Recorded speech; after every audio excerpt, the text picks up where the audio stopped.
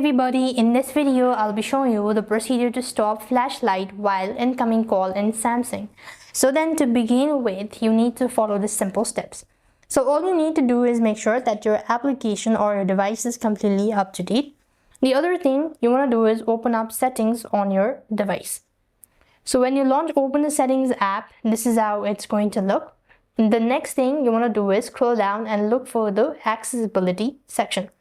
So here it is. When you go to accessibility section, what next you want to do is on this page, you want to look for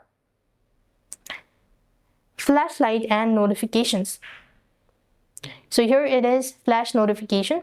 You want to make sure to toggle the button. In my case, I already have turned off, but you just want to make sure to toggle the button. And do the same thing for screen flash, toggle the button, that is turn it off. And that is how you'll have successfully turned off flashlight while incoming call in Samsung. And that's all for this video. I hope the video was helpful.